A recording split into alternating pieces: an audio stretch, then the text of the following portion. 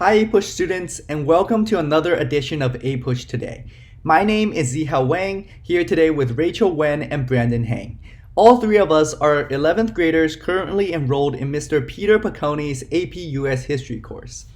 San Marino High School is a small, nationally acclaimed 9th to 12th grade public school located in Southern California, just a few miles from the internationally acclaimed Huntington Library and Botanical Gardens.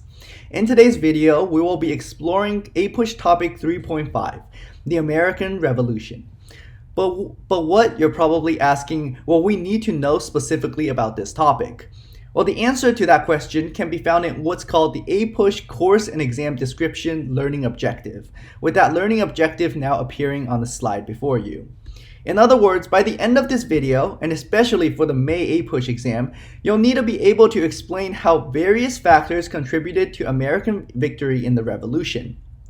But before beginning my presentation on topic 3.5 and related learning objective, I want to take a second and describe how I plan to proceed. First, I'm going to describe in one sentence what the American Revolution was. Then, I'm going to describe some background relating to the Revolution, focusing primarily on factors leading up to it. Next, I'll describe the American Revolution in detail. Then, I'll offer up a few short-term and long-term effects before closing out with one good story related to the war. Let's start. In a nutshell, the American Revolution refers to an era of ideological and political revolution that swept North America between 1765 and 1783. The American Revolution was principally caused by colonial opposition to British attempts to impose greater control over the colonies and make them repay the Crown for its defense of them during the 7 Years' War, also known as the French and Indian War.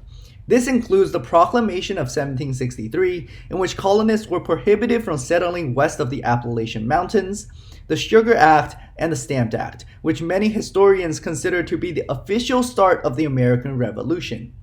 There was also the Quartering Act, which required every American colonist to provide housing and food to British soldiers.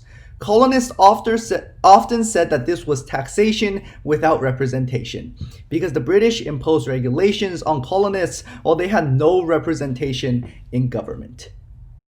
Colonists responded to these new British efforts to assert tighter control over the colonies with documents like Thomas Paine's Common Sense.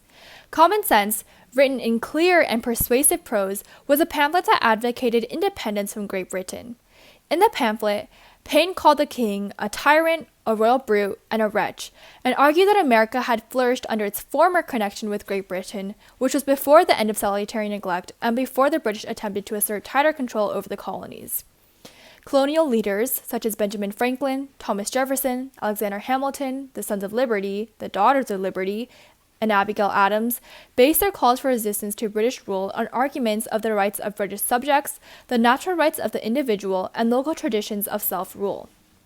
The imperial struggles of the mid-18th century, as well as new British efforts to collect taxes without direct colonial representation, began to unite the colonists against perceived and real constraints on their economic activities and political rights. The colonists were fed up with the British monarchy and declared independence from Great Britain with the establishment of the Declaration of Independence, which was mainly drafted by Thomas Jefferson.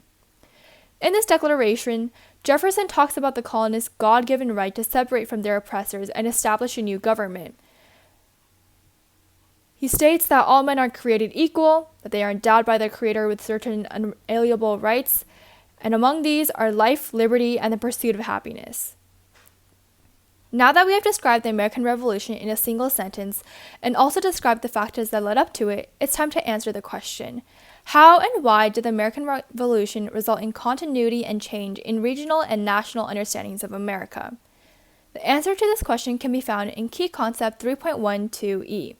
This key concept says, despite considerable loyalist opposition, as well as Great Britain's apparently overwhelming military and financial advantages, the Patriot cause succeeded because of the actions of colonial militias and the Continental Army, George Washington's military leadership, the colonists' ideological commitment and resilience, and assistance sent by European allies.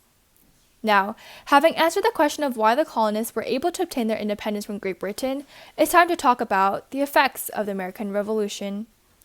The short-term effects of the American Revolution include the Paris Peace Treaty, which brought an official end to the American Revolutionary War. Keep in mind, this was just the American Revolutionary War and not the entire American Revolution itself.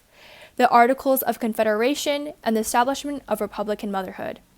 This was a concept driven from the notion that women should serve as educators of young men in order to teach them to become productive American citizens and embrace Enlightenment ideals. Next, I will be covering the long-term effects of the Revolution. One long-term effect was that the American Revolution led to the adoption of the United States Constitution, which separated the federal government into 3 branches of government: the legislative branch, the executive branch, and the judicial branch. It also ensured a system of checks and balances to ensure that no one branch could gain too much power and override the other branches. Another long-term effect was the opening up of Western land and the creation of governments hostile to the territorial claims of the Native Americans. Furthermore, the American Revolution influenced other countries to also adopt the idea of independence. For example, most believe that American Revolution at least partly paved the way for France's uprising in 1789. As for a super interesting story related to the American Revolution, my favorite is the story of a woman by the name of Deborah Sampson, also known as the first woman to take a bullet for America. Sampson was born in Massachusetts, but because her family struggled financially, she was sold as an indentured servant at the age of 10. At age 18, she completed her indenture and went on to join the Revolution, disguising herself as a man named Robert Shirtleff, and achieved many great victories for her country.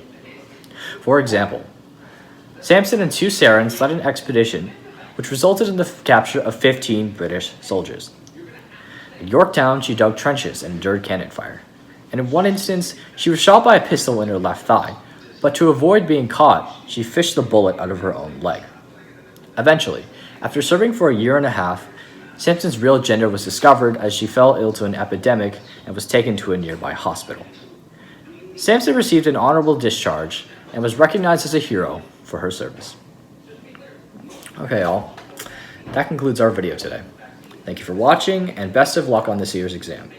This has been Brandon Hang, Rachel Wen, and Zihao Wang, all wishing you a great Titan day, and now signing off.